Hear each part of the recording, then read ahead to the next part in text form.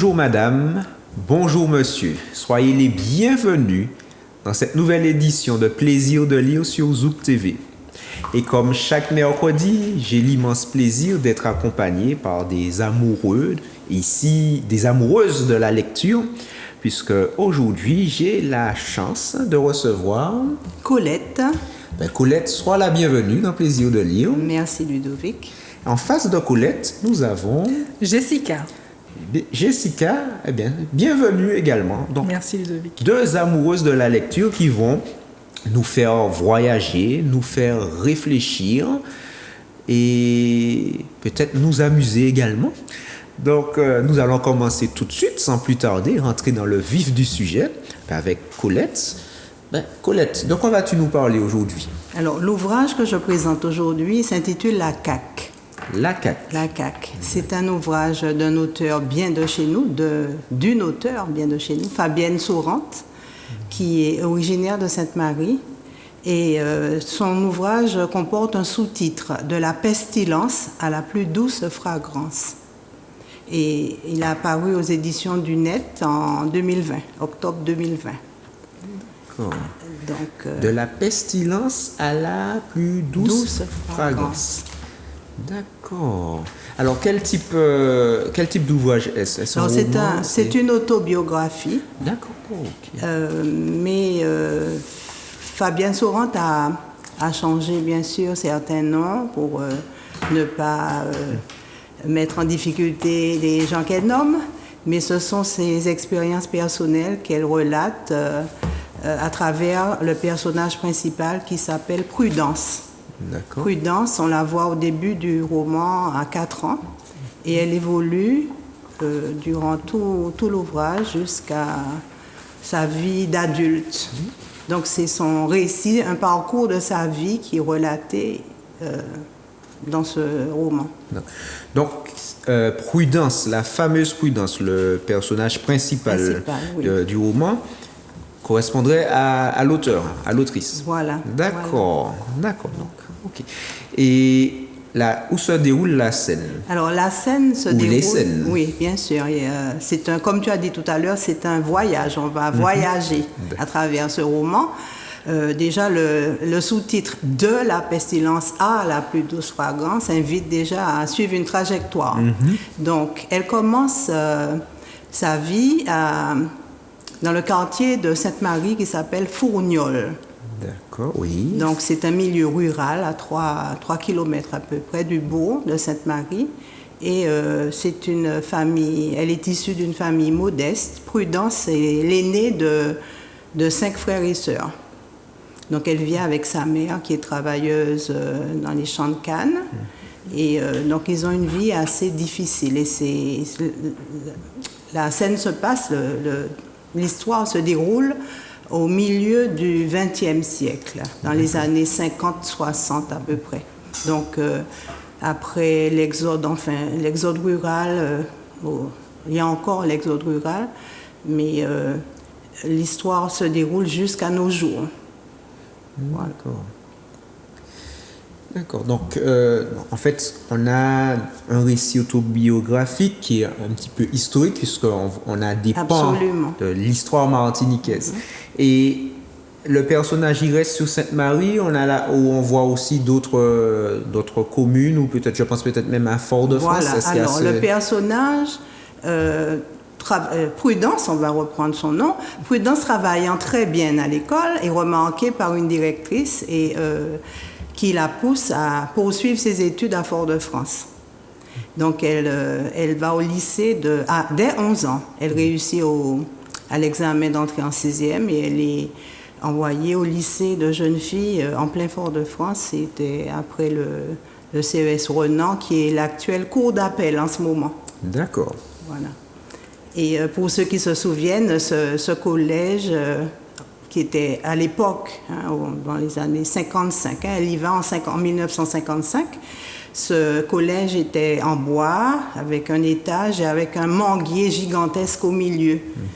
Bon, les personnes d'un certain âge vont se rappeler beaucoup de souvenirs en lisant ce roman. Beaucoup de souvenirs leur reviendront, de bons comme de mauvais. Mais voilà l'histoire du début de la scolarité de Prudence. Alors, elle passera effectivement de Sainte-Marie à Fort-de-France, mais après, elle partira faire ses études. Puisque l'auteur est un professeur d'espagnol, donc Prudence va partir en Espagne, où elle visitera toute l'Espagne. Elle fera ses études à Toulouse, donc elle sera aussi en France. Elle visitera la France avant de rentrer au pays pour enseigner. Et quels sont les sentiments justement de Prudence avec ce changement de cadre? Est-ce que l'intégration se fait facilement? Est-ce qu'il faut un temps passer de Sainte-Marie à Fort-de-France, et puis de la Martinique à la France, et puis c'est très difficile pour Prudence, extrêmement difficile, d'où le sous-titre de la pestilence. D'accord. La pestilence renvoie à un... Et le titre d'ailleurs, la caque, renvoie à un proverbe. La caque sent toujours le hareng. C'est un proverbe qui met en action... la caque est une barrique. La caque, très peu de gens savent ce que c'est. Maintenant, le terme a disparu. Mais c'était une barrique, un tonneau en bois. La barrique contenait des harengs. Les harengs sorts et servaient à l'importation des harengs aux Antilles. Donc, la pestilence vient de cette barrique. Parce que quoi qu'on fasse, même si elle est vide, elle empestait. Elle dégageait le bois dégageait une odeur nauséabonde. Donc, cette institutrice avait donné ce proverbe, avait lancé ce proverbe à Prudence pour lui faire comprendre que quoi qu'elle va faire, quoi qu'elle fasse, elle aura toujours ses origines collées à sa peau. Ça sera difficile pour elle, même si elle a atteint un certain niveau d'instruction, mais cette odeur, cette pestilence qui est décrite dans le sous-titre va lui coller à la peau et ça sera difficile de s'en défaire. Alors quand elle va au lycée de jeunes filles à Fort-de-France, elle est confrontée à un milieu différent du sien. Tout à fait. Donc elle va se retrouver avec des filles à papa au lycée de jeunes filles, des filles d'un milieu beaucoup plus aisé que le sien, et là encore elle va subir, enfin c'est surtout là qu'elle a rencontré la maîtresse qui lui a fait subir cette humiliation, et elle n'aura que des rodomontades, des humiliations de ce genre, mais elle fera fi de tout cela. Elle va s'armer de courage, de patience, de prudence, comme son nom l'indique, pour combattre toutes ces étiquettes négatives qu'on veut lui faire porter, lui coller. Voilà. Et contre vents et marées, elle va travailler un pas après l'autre, petit pas par petit pas. Elle va réussir à gravir tous les échelons de l'éducation et de l'échelle sociale pour pouvoir avoir une vie meilleure. Donc on peut dire que la trajectoire dont je parlais tout à l'heure, c'est une trajectoire d'un monde ancien, du monde rural au monde urbain, d'un monde ancien au monde nouveau. Mais le monde nouveau, ça nous fait penser aussi à la spiritualité. Donc ce roman est empreint de spiritualité. D'ailleurs, l'illustration de la première de couverture décrit un livre et des roses. Donc des roses qui sont le symbole de la création. Le livre, l'instruction, ce sont les deux thèmes majeurs du roman. L'éducation, donc à l'époque de Prudence, de son enfance, c'était important. Les familles qui voulaient voir leurs enfants sortir de la misère les poussaient à travailler du mieux possible pour pouvoir,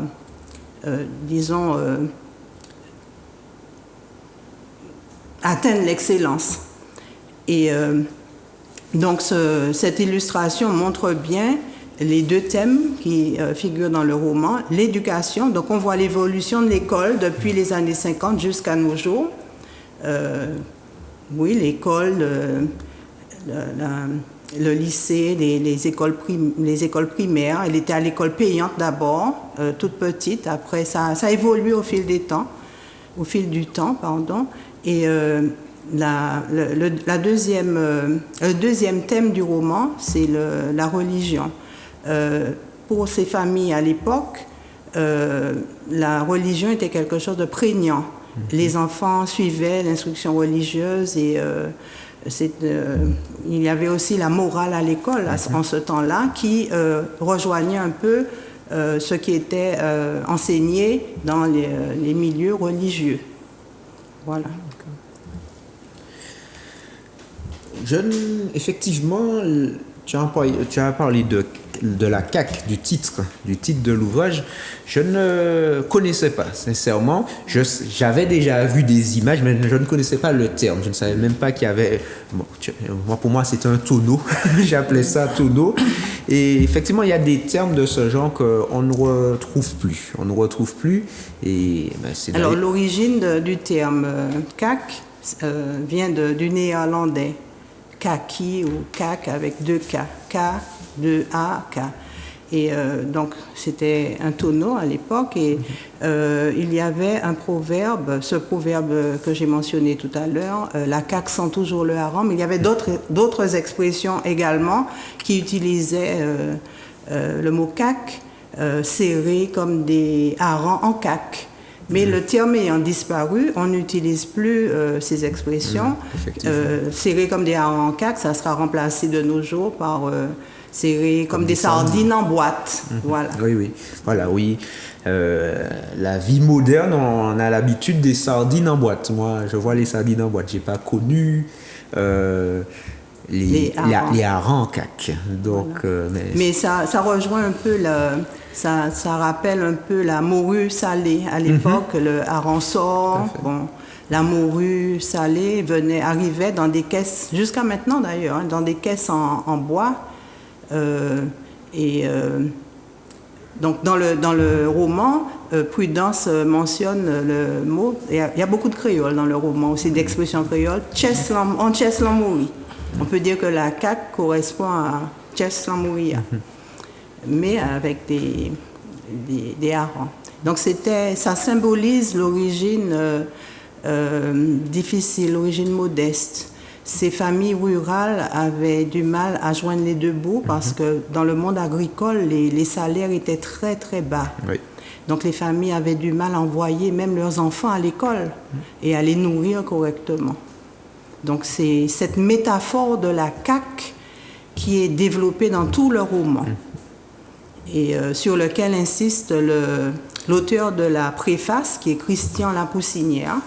Christian Lapoussinière, qui a été élève de Fabienne Souran à Sainte-Marie. C'est un Samaritain également. Je connais Christian Lapoussinière, mais je ne savais pas que c'était il a été le premier à lire l'ouvrage et il a écrit une préface de 2 pages, de 4 pages.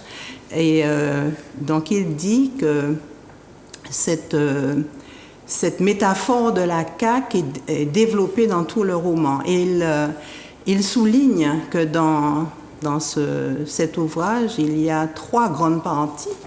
Le récit de vie de Prudence, qui se superpose, c'est comme un millefeuille à peu près, qui se superpose à la description de la société martiniquaise de l'époque, du milieu du XXe siècle.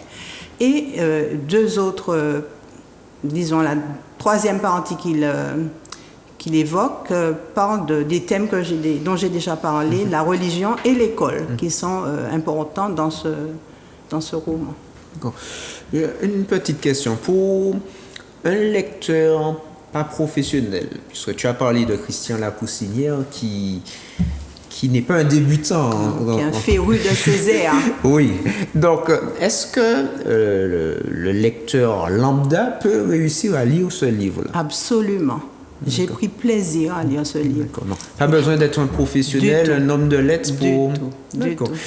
D'ailleurs, ce livre s'adresse à un jeune public, d'abord à un jeune public, à tout un chacun, mais d'abord aux jeunes, pour leur montrer comment était la vie au siècle dernier, comment leurs parents, leurs grands-parents vivaient. Parce que peut-être qu'ils n'ont plus le temps d'entendre des histoires. Là, avec le smartphone et avec Internet, il n'y a plus beaucoup d'échanges intergénérationnels. Donc, en lisant ce livre, les jeunes verront un peu comment était la vie à l'époque. Et il y a des poèmes dans ce roman. Il y a des devinettes aussi. C'est très agréable à lire. Des devinettes, des titimes qui sont bien chez nous. Il y a un peu des passages qui ressemblent à des documentaires. Et les aînés vont se retrouver aussi dans ce livre parce que ça leur rappellera des souvenirs, de bons, de mauvais souvenirs. Par exemple, je donne un exemple, le cyclone Edith en 1963 qui a fait couler beaucoup d'encre et qui a causé beaucoup de ravages. Mais ils retrouveront l'histoire. Ils retrouveront aussi l'histoire, les contes dans les veillées, comment ça se passait, qu'est-ce qu'on servait à boire et tout. Donc là, je ne vais pas tout dévoiler, je laisse le lecteur, mais c'est vrai que c'est très agréable à lire. Est-ce que, avant de conclure, est-ce que tu pourrais nous dire quel est ton passage préféré de l'ouvrage? Est-ce que tu as un passage préféré? Oui, j'ai plusieurs passages préférés. Est-ce qu'il y a un que tu pourrais partager avec nous? Je vais vous le dire. Alors, il se trouve à la fin, aussi Prudence s'embarqua-t-elle dans le premier train. Destination, alors je laisse le spectateur ou le lecteur trouver la destination, puisque ce livre, comme je l'ai dit tout à l'heure, est plein de devinettes. Le voyage ne se déroula pas sans heurts. Escale forcée, retard accumulé, passagers indisciplinés, contrôleurs tatillons, mais aussi main tendue, bagages allégés, voisins de cabine conciliants. À l'arrivée, la porte s'ouvrit sur un monde à explorer. Voilà le passage que je voulais lire et qui nous rappelle, ce train dans lequel Prudence s'embarque, nous rappelle le train des plantations qui amenait la canne jusqu'à l'usine, parce qu'elle en parle aussi dans le roman. Et elle aussi, donc Prudence a eu l'occasion de travailler dans les champs de canne pour aider sa mère. Merci beaucoup Colette, merci pour cet ouvrage intergénérationnel qui s'intitule La CAQ. Les sous-titres, rappelle-nous s'il te plaît. Alors, de la pestilence à la plus douce fragrance. La pestilence à la plus douce fragrance. Donc il s'agit d'un voyage initiatique dans lequel l'héroïne Prudence passe, comme je viens de le lire dans le passage, d'étape en étape jusqu'à acquérir une maturité qui lui sert jusqu'à ce jour. Voilà. Donc on peut dire que c'est un parcours initiatique, un récit de vie, mais en même temps un parcours initiatique. Tout à fait. Qui rappelle aussi, alors si tu peux me permettre, bien sûr, vas-y. J'ai eu des réminiscences de la rue Cazenègre en lisant ce roman. Par exemple, José Assam, dans la rue Cazenègre, il avait été élevé avec sa grand-mère, qui ne voulait pas qu'il travaille dans les champs. Par contre, Prudence, là, on pourrait dire que ce récit, c'est pas l'équivalent, puisque ça n'a pas été écrit de la même manière. Le style est très différent. Mais c'est une fillette, qui va travailler bien comme José et qui va être amenée à poursuivre ses études en ville. Et par contre, Prudence, alors on peut dresser un parallèle entre les deux. Prudence est élevée avec sa mère, mais sa mère ne pouvait pas l'empêcher d'aller travailler pour amener des sous à la maison parce que la vie était difficile. C'était une nécessité. Voilà. Donc ça rappelle un peu l'histoire de José. Et dans le roman, on retrouve la grand-mère de Prudence, une pipe à la main. C'est cette image qui m'a fait penser à la grand-mère de José. De José, dans la rue Cazenègre, effectivement. Ben, en tout cas, merci beaucoup Colette. Merci pour ce voyage dans le temps. Effectivement, tu as parlé d'événements dont j'ai entendu mes grands-parents, même parents parler. Tu as fait allusion tout à l'heure au cyclone Edith. Je n'ai pas connu le cyclone Edith. Je suis né 20 ans après le cyclone Edith. Mais mes oncles, mes tantes, ce sont des événements qui ont marqué. Absolument. Qui ont marqué et donc ce sera... C'est un condensé de toute la culture, de tous les événements qui se sont passés depuis les années 50 jusqu'à maintenant. Mais c'est vrai que c'est très, très riche. C'est une histoire très riche et très agréable à lire, avec beaucoup d'humour aussi. Je ne vais pas parler de l'humour, mais beaucoup d'humour. Donc on peut éclater de rire à certains passages et à d'autres verser une larme parce que c'est touchant, c'est émouvant. Merci beaucoup Colette pour ce livre qui va toucher n'importe quel âge, n'importe quel parcours. Et donc nous allons continuer de voyager, mais cette fois-ci du côté de Jessica. Alors Jessica, de quoi vas-tu nous parler aujourd'hui? Alors aujourd'hui, je vais parler d'un recueil de poèmes qui s'appelle La Sottiè. La Sottiè. La Sottiè d'Éric Pézot. Alors, qui est Éric Pézot? Éric Pézot? Éric Pézot, c'est un poète martiniquais, né à Rivière-Pilote dans les années 60. Alors, Éric Pézot, son envie d'écrire est née de quoi? D'une rencontre avec un de ses professeurs, Joël Beuze. Et... même comme nous avons parlé tout à l'heure de Christian Lapoussinière, Joël Beuze, je connais aussi. Mais... D'accord. Oui, très bien, oui. Quand on croise Joël Beuze, c'est difficile d'être indifférent. OK. Donc, Joël Beuze qui lui a fait découvrir la littérature caraïbéenne. Donc, quel livre a-t-il découvert? Donc, La rue Cazenègre et Diabla de Joseph Zobel et Gouverneur de la Rosée de Jacques Roumain. Voilà. Donc, Éric Pézot avait un amour particulier pour la narration. Donc, son professeur lui a fait remarquer et il s'est mis à écrire. Voilà. À partir de ça, il a décidé de mettre certains de ses textes publics à travers certains concours, ce qui lui réussit puisqu'il a gagné pas mal de prix, et les premiers prix surtout. Donc, dans les années 70, dans les années 90, et récemment, le prix de Calbas-Lo. Voilà. Donc, Éric Pézot écrit en français, en créole. Donc, son dernier ouvrage s'appelle L'amour, et puis c'est tout, l'amour sinon rien, en français. Donc voilà, il écrit en créole, pourquoi? Parce que c'est une langue poétique, une langue romantique, qui fait vivre. En fait, le créole fait passer certaines émotions. Je trouve personnellement que c'est une belle langue. Voilà. Alors, parlons de La Sottiè. On va parler de La Sottiè d'abord, parce que La Sottiè, c'est le mot qui lui a inspiré le titre du livre, La Sottiè.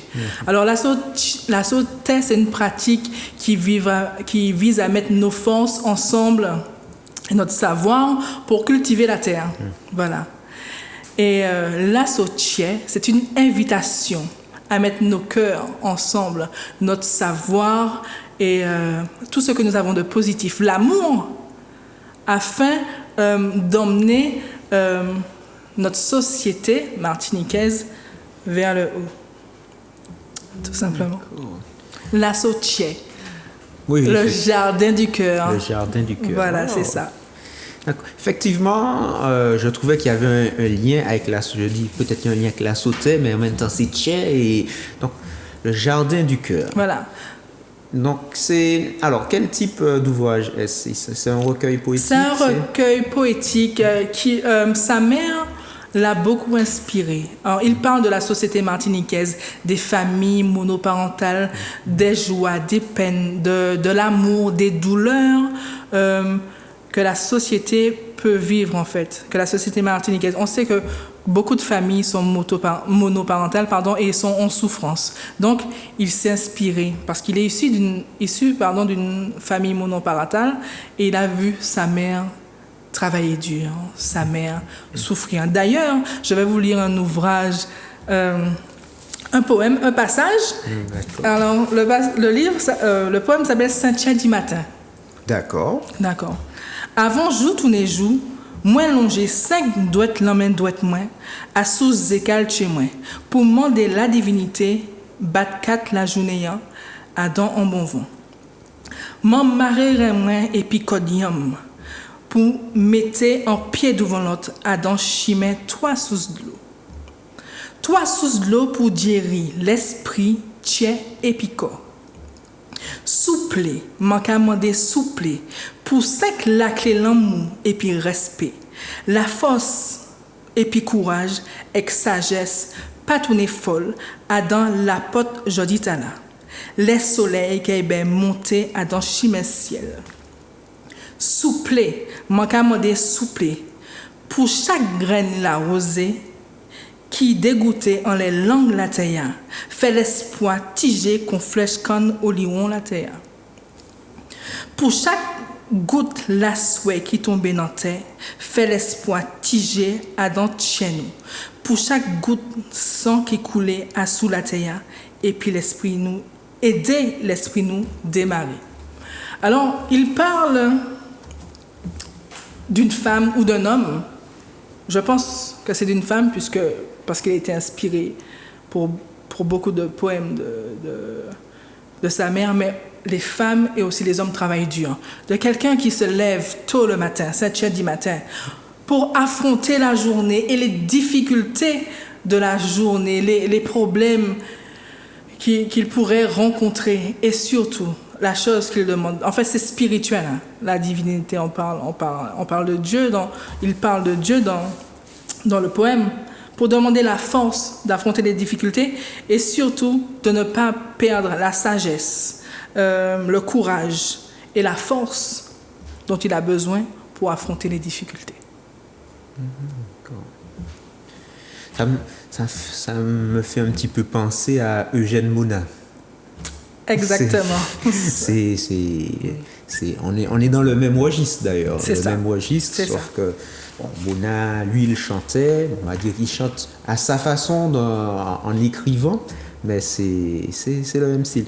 Et dans ce recueil, les textes sont uniquement en créole ou bien il y a les deux? Tous les textes sont en créole. Ah, ici, tous les textes sont en D'accord. créole. D'accord. Mais ça, c'est très intéressant. C'est pas souvent que nous avons cette occasion. C'est vrai. Et est-ce un recueil accessible? Il est accessible à tous. D'ailleurs, j'ai eu la chance, l'opportunité de travailler avec une école au primaire où on a travaillé sur un poème qui s'appelle Pardon, c'est fausse. Pardon, c'est fausse. Voilà, qui traite d'une famille monoparentale, etc. D'accord. Et des enfants de quel âge à peu près? Alors, c'était une classe de CE2, CM1 et CM2. D'accord. CM1, CM2, CE2, voilà. Donc, tu confirmes que c'est bien possible de pouvoir étudier des récits, des ouvrages en créole dès le plus jeune âge. Oui. On n'a pas besoin d'être grand, choisir une option en étant grand. C'est toujours mieux que rien, mais on peut le faire des petits. On peut le faire des petits. D'ailleurs, il est tout à fait... moi, je pense que c'est mieux. Pourquoi? Parce que le cerveau est une éponge à cet âge-là. Donc, apprendre le créole, apprendre matché et parler créole à cet âge-là, c'est une opportunité. Et il ne faut pas passer à côté. Parce que notre société, aujourd'hui, on parle très mal créole. Hein. Nous parlons très mal créole. Parce qu'on retrouve des termes, quand on apprend, qu'on n'utilise plus. D'accord. Qui va dire aujourd'hui à doux moment pour dire que je suis content? Moi, à doux moment. Personne. On connaît plutôt à tout moment comme prénom, comme surnom. Voilà, oui, c'est ça. C'est vrai, comme surnom, mais donc à doux moment. À doux moment. Je suis content, je suis heureux. Qui va appeler son enfant Azougoun? Mon petit chéri ou ma petite chérie? Qui va dire je vais prendre en didico? Ça veut dire je vais prendre mon goûter. Personne. Voilà. C'est vrai que le créole se perd. En fait, il a été transformé par rapport à la mondialisation, par rapport peut-être une plus grande influence de la langue française. Je sais pas, je suis pas. Si je peux intervenir, Oui, vas-y. ce que Jessica a dit tout à l'heure sur le fait d'apprendre le créole dans le plus jeune âge, je suis tout à fait d'accord parce qu'à ce moment-là, l'enfant comprend que certaines expressions créoles, il ne peut pas les utiliser en français. Donc il va éviter de faire il fera moins de créolisme hein, quand il va s'exprimer en français à l'oral ou à l'écrit, en apprenant le créole, parce qu'il pourra faire la part des choses, n'est-ce pas? Exact. C'est vrai que on a par le passé plus eu l'habitude d'entendre ce qu'on entendait, puisqu'il a quand même été transformé par rapport à ce que tu disais tout à l'heure. Mais l'écrit est venu après. Et l'écrit est venu après quand l'écrit est venu. Puisque, l'écrit, on n'a pas... Mais ça, c'est valable pour toutes les langues. Oui. L'oral d'abord et puis l'écrit vient après. Oui, mais dans le sens où, par exemple, la langue française, étant plus jeune, on avait des cours, des leçons d'orthographe, de grammaire, et il y avait même d'analyse logique, d'analyse grammaticale. Il y avait même des punitions rattachées quand c'était pas bien fait. Donc, ce qui fait que, si au début je n'étais pas motivé pour bien écrire, donc finalement c'est venu. Mais il n'y a pas eu ce travail-là avec la langue créole. Par exemple, écrire le créole. Par exemple, beaucoup de personnes écrivent le créole comme ils entendent, comme ils le sentent, alors que le créole est une langue à des règles. Tout à fait. Tout comme à une grammaire. Une grammaire. Et des conjugaisons. Tout à fait. Et ça m'est arrivé il y a quelques années d'entendre des personnes dire mais de toute façon le créole c'est pas une langue, c'est un petit peu du freestyle, alors que non, c'est pas vrai, c'est pas du freestyle. Il y a des règles, il y a une grammaire, il y a de la même manière qu'on apprend une langue étrangère, on écrit pas, on ne parle pas comme on veut, le créole aussi c'est la même chose. Mais si on se met à bien étudier le créole, on pourra faire davantage de progrès dans les autres langues. Parce qu'il y a beaucoup de similitudes entre le créole et l'anglais, par exemple. Voilà. Même dans la syntaxe. Les mots, mais dans la syntaxe aussi. Non. On ne va pas revenir sur l'histoire, mais le créole, cette langue a été formée avec des langues africaines, avec le français, de l'anglais, de l'espagnol aussi, et différentes langues africaines. Donc, on peut retrouver certains mots. La prononciation n'est plus la même, c'est vrai, mais on retrouve certains mots africains, de la langue africaine, dans le créole. D'accord.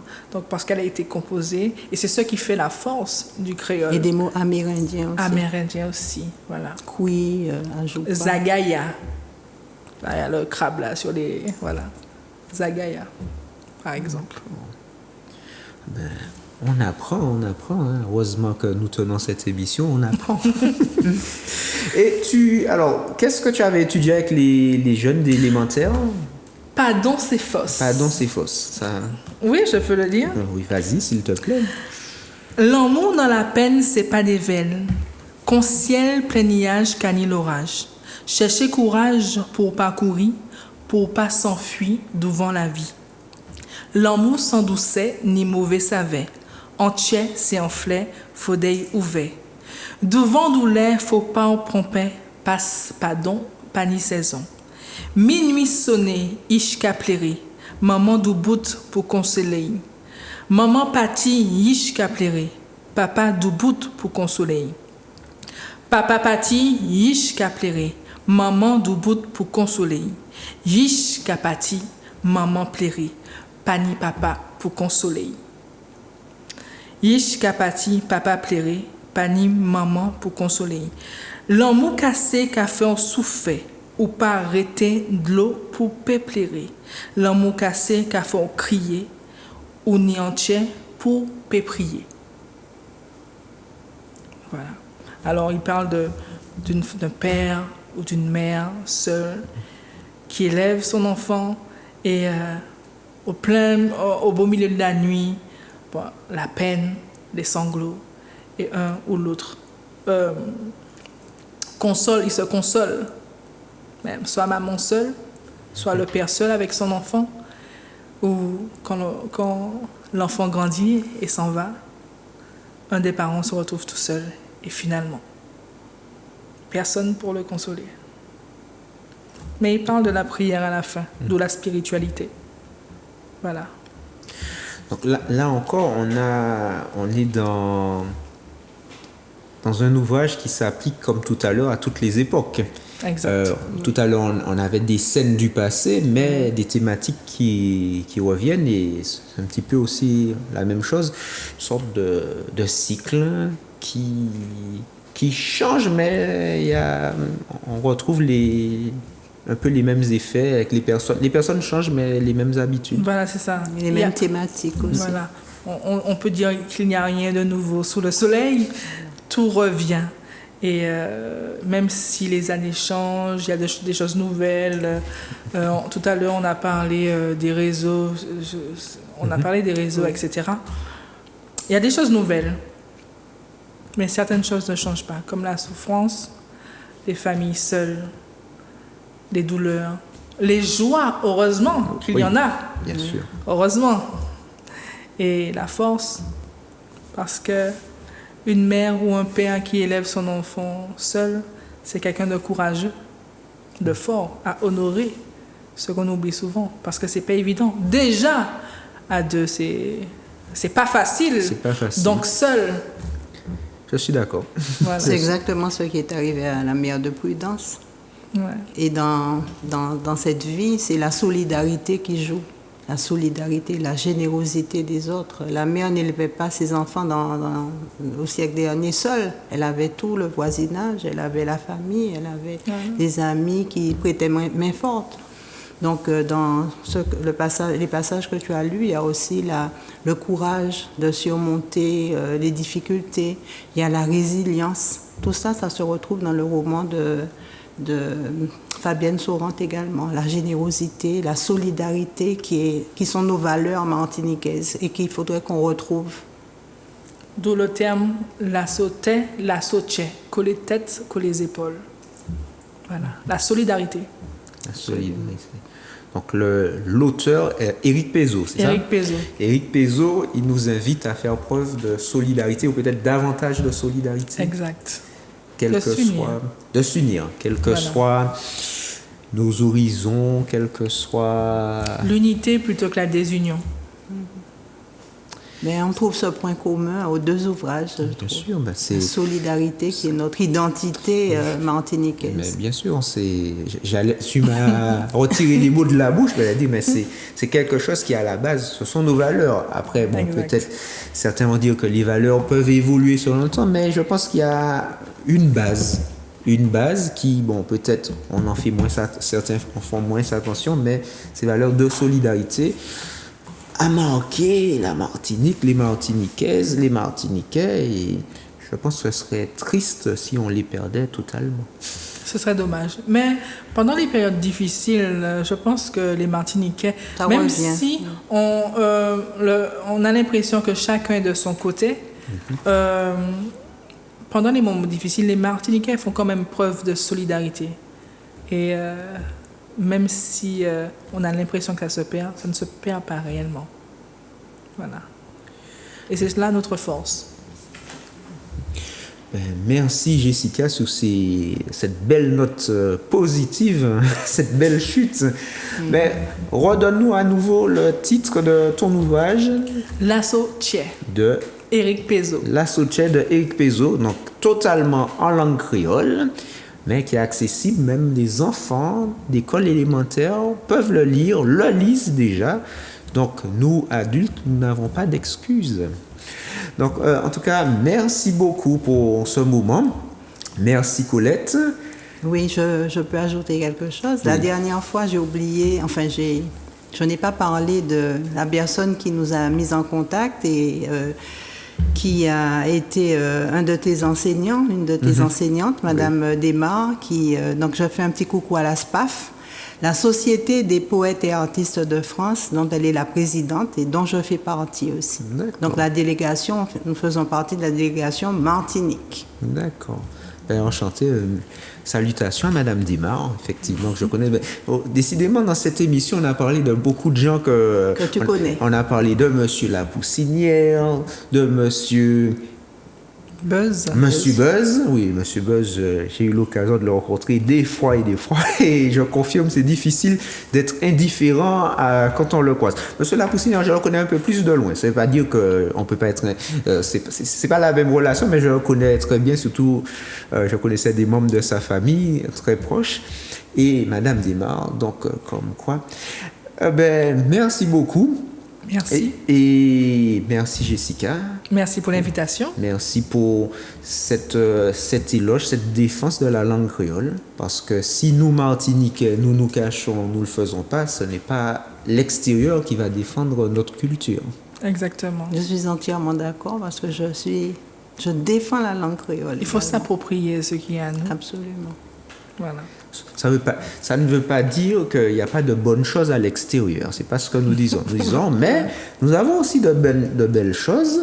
Et souvent, c'est plus facile de voir que l'herbe est verte ailleurs. Et puis, on ne se rend pas compte que nous avons aussi des trésors. Absolument. Et donc, prenons soin de nos trésors. On peut toucher à l'extérieur, mais prenons aussi soin de ce qui est chez nous, parce que c'est pas l'étranger qui va défendre notre culture, notre patrimoine, notre identité. Ben, en tout cas, merci beaucoup. Nous merci te remercions, Colette. Ludovic. Merci Ludovic. Jessica. Merci. J'espère que nous aurons le plaisir de vous revoir un de ces quatre. Hein. C'est avec plaisir. Hein. Mais si justement vous voulez faire comme Colette, comme Jessica, ben, nous vous invitons à composer le numéro qui va s'afficher dans quelques instants. Donc c'est le 06 96 19 41 13, et vous pourrez être aussi soit en compagnie de Colette, soit en compagnie de Jessica ou bien de quelqu'un d'autre. En tout cas, je serai sur le plateau. Et puis, vous nous partagerez votre livre, soit préféré, ou un livre qui vous a marqué. On peut voyager dans le temps, on peut réfléchir sur l'actualité. En tout cas, la lecture est toujours une richesse. Donc, bon après-midi à vous, et nous vous disons à très bientôt. Au revoir.